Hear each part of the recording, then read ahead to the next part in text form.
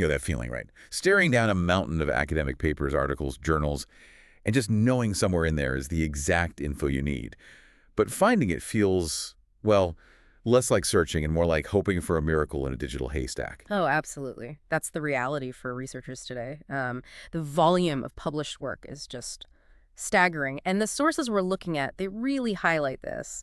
Researchers spend considerable time, think days, maybe even weeks, just wrestling with those initial The stages. searching, filtering. Exactly. Sifting, reviewing. It's often tedious, frequently inefficient, a huge bottleneck before you even start the actual critical thinking part. Yeah, totally. It's like the fundamental task, understanding what's already out there, has become overwhelmingly hard because there's just too much. And that's precisely why we're doing this deep dive today. We've got this stack of sources, and they're all pointing to one potentially game-changing solution, using artificial intelligence to really transform that whole process. That's right. AI isn't just, another tool being added to the mix.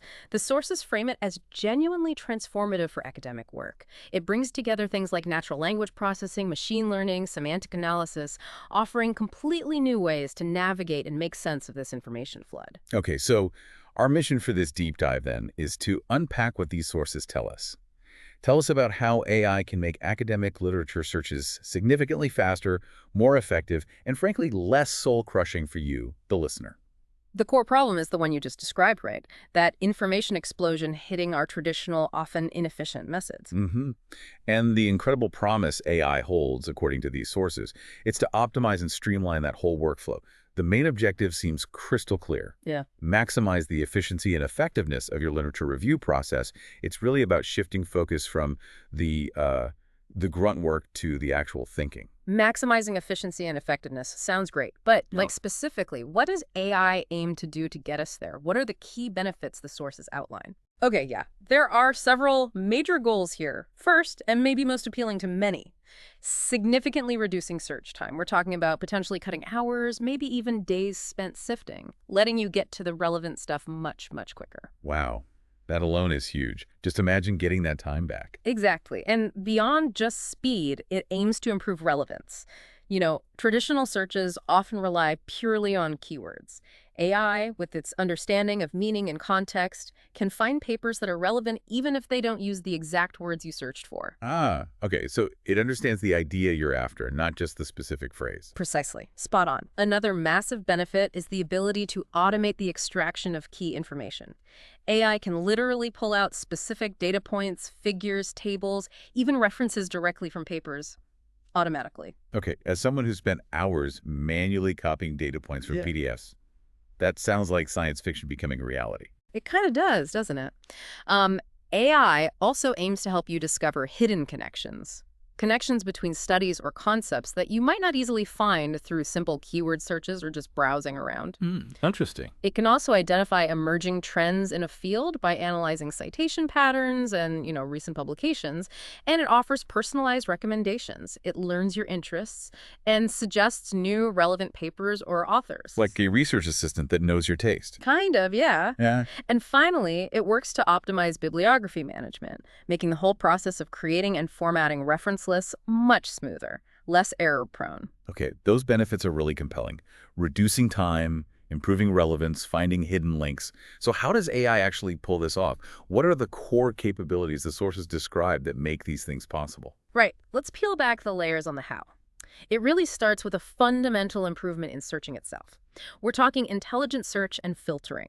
This goes way beyond basic keyword matching. Semantic and contextual search means the AI processes language more like we do. It understands the relationships between words, concepts. This leads to much more precise results that truly match the meaning of your query. Okay, so if I search for something like gene editing ethical implications, it won't just find papers with those exact words. It might find related things using terms like CRISPR societal impact or maybe bioengineering moral questions. That's exactly the idea. It grasps the underlying concepts, and hand in hand with that is intelligent filtering. AI can analyze layers of information, metadata, citation networks, the actual content to prioritize results based on relevance, and filter out the noise, helping you focus on the most promising papers first. Filtering out the irrelevant stuff before you even read the title almost. Pretty much, yeah. Then, once you have some results, the next capability kicks in. Analysis and automatic content summary. Many of these new tools can generate automatic summaries of articles. This gives you a quick overview, letting you assess relevance without having to read the whole paper immediately. Like getting the executive summary instantly saves a ton of time. It does. And building on that is key information extraction.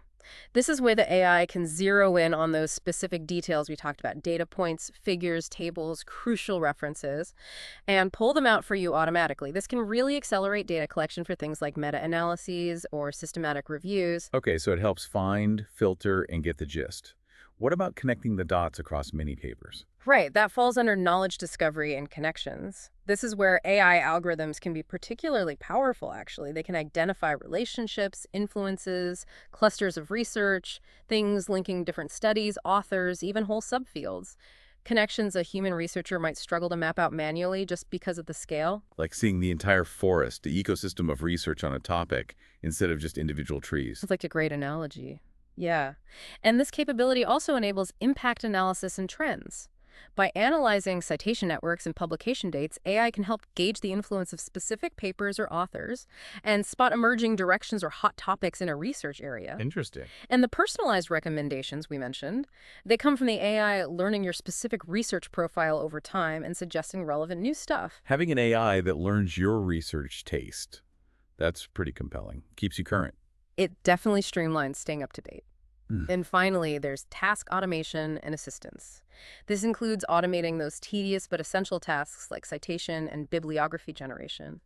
AI-powered tools can automatically format bibliographies in various styles, APA, MLA, whatever you need, drastically reducing errors and saving significant time. Oh man, anyone who's wrestled with getting commas and periods just right in APA knows the value of that. It's a small thing, maybe, but it really adds up. Lots of reclaimed time.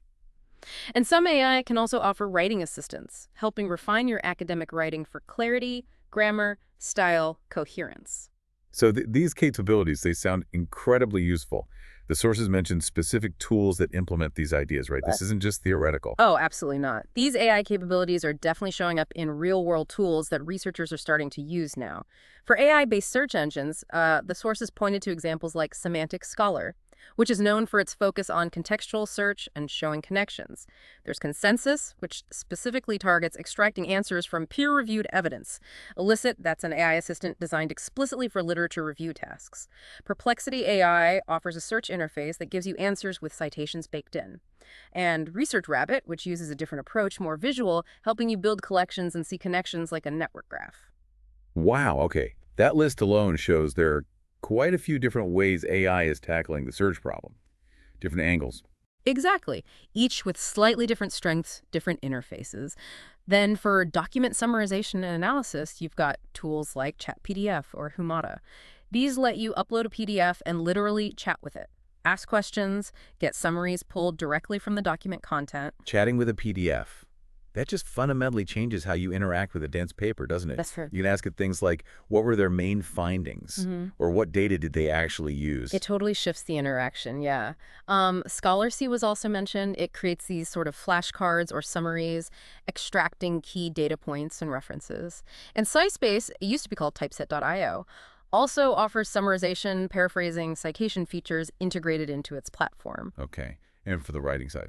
Right, for writing and grammar assistance, sources mention tools many people might already know, like Grammarly, but also things like Wordvice AI and Paperpal. They leverage AI specifically to help refine the academic writing process itself. Clarity, correctness. Tools may be getting smarter with more AI integration. And finally, for citation managers with AI features, well-known tools like Zotero and Mendeley are starting to integrate AI to enhance what they already do, particularly in automating bibliography generation and maybe connecting better to search tools. Okay, so the tools exist, the capabilities are real, that's clear. But just having powerful tools isn't enough, is it? The sources also offered some pretty crucial tips on how to use AI effectively in research, right? Yes, this is absolutely key. The overwhelming message, really, is that AI is a powerful assistant, a co-pilot. But your human judgment, your expertise, your critical thinking, they aren't just important, they are absolutely indispensable. It's a co-pilot, not the autonomous driver. Got it. Exactly that. So one major tip is to clearly define your research questions up front. The better you articulate what you're actually looking for, the more precise and helpful the AI's output is likely to be. It's still, garbage in, garbage out, even with smart AI. Right. You still have to know what question you're asking the machine. Yes. The sources also suggest you should explore different tools, like we just saw with the examples. They have different approaches, different strengths. What works perfectly for summarizing might not be the best tool for discovering hidden connections, for instance. Don't just lock into the first one you find. So experiment a bit. Find the right tool for the specific job you're doing. Makes sense. Precisely. And if you're using the AI chat assistants, like Chat PDF or Elicit, you need to learn to formulate effective prompts. Crafting clear, detailed, well-structured questions or instructions, it's becoming a skill in itself. It directly impacts the quality of the AI's response. The art of talking to the machine. It really is becoming one. And perhaps the most critical tip, underlined again and again in the sources, be acutely aware of AI's limitations. This is crucial. AI models can sometimes carry biases from the data they were trained on. That's a known issue. Or they can sometimes generate plausible sounding, but just plain incorrect information, often called hallucinations. Right, the hallucination problem. Which is why you must always, always verify information pulled or summarized by AI. Go back to the original source document, check it yourself. That's that human verification layer you mentioned earlier. You just cannot skip that step. Absolutely non-negotiable for academic integrity. Yeah.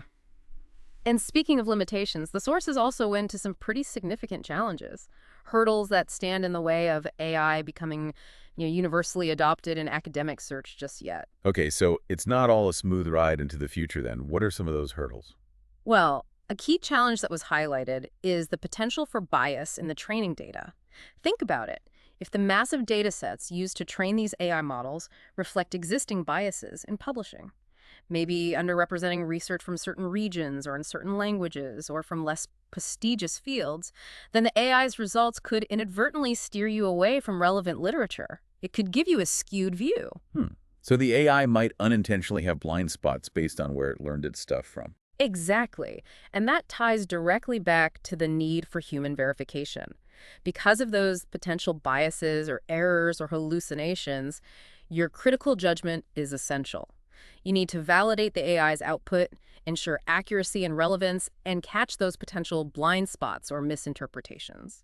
It adds that necessary layer of quality control that the AI, frankly, just can't provide on its own. Yes. Another practical hurdle is simply the learning curve. Getting proficient with these new AI tools, understanding their interfaces, learning how to prompt them effectively, it takes time and effort. It's an investment you have to make in your own research skills. Right, there's a time cost up front to get good at using them. And data privacy and security is a big concern for many researchers. When you upload your research documents, which might be unpublished, contain sensitive data to these cloud-based AI platforms. Understandably, questions arise about privacy, security, intellectual property protection. Yeah, that's very understandable, especially with proprietary or sensitive research data. Definitely. The cost of these tools can also be a barrier. While some basic versions or tools might be free, the more advanced, comprehensive, or enterprise-level solutions can be quite expensive. This could potentially limit access for individual researchers or students or institutions with smaller budgets. Right. Accessibility is a real consideration if this is going to be widely adopted. And paradoxically, perhaps, even with its filtering power, AI's ability to generate vast amounts of summarized text or potential connections, it can sometimes lead to a new form of information overload. If you're not applying your own critical filters to the AI's output, you can still feel overwhelmed by the sheer volume it produces. So the fire hose is still there. It just has a slightly different nozzle, maybe. You still need to know how to drink from it carefully. That's a good way to put it, yeah. And finally, there's a concern about technological dependence. If researchers start relying too heavily on AI tools for foundational tasks like searching and synthesizing, without also developing their own critical research skills alongside that, there's a risk the AI becomes more of a crutch rather than a tool that enhances your own independent thinking. Using it to superpower your abilities, not replace them. That seems to be the balance we need to strike. That really is the core message coming through from these sources. AI offers this incredible potential to free up your time, right? Shifting your focus from the operational burden of finding and filtering to the higher level tasks of critical analysis, synthesis, generating new ideas by UT, and it's a big but. This is only if you use it strategically, understanding both its power and its limitations and challenges. Okay, this deep dive has really mapped out the terrain quite well, I think. AI tools genuinely seem to have the potential to accelerate your literature review, improve the relevance of what you find, uncover connections you might otherwise miss, and ultimately free up significant chunks of your research time. It really does fundamentally change the scale at which you can interact with the vast body of academic information out there. But, as we've definitely hammered home, the essential balance is clear. These tools are powerful assistants, yes, but your critical thinking, your human judgment, and that crucial step of verifying the information, they remain absolutely indispensable. Yeah, the human mind asking the right questions and then validating the answers, that's still right at the heart of meaningful research. So, given everything we've discussed, the potential for bias hidden within the data these AI models are trained on, and the absolute necessity for you to verify what the AI presents to ensure it's accurate. Here's something to really mull over as we wrap up. How do you ensure that the insights AI helps you uncover truly broaden your understanding of a topic? How do you make sure it doesn't inadvertently narrow your perspective by subtly guiding you towards certain viewpoints or literatures while maybe steering you away from others without you even realizing it?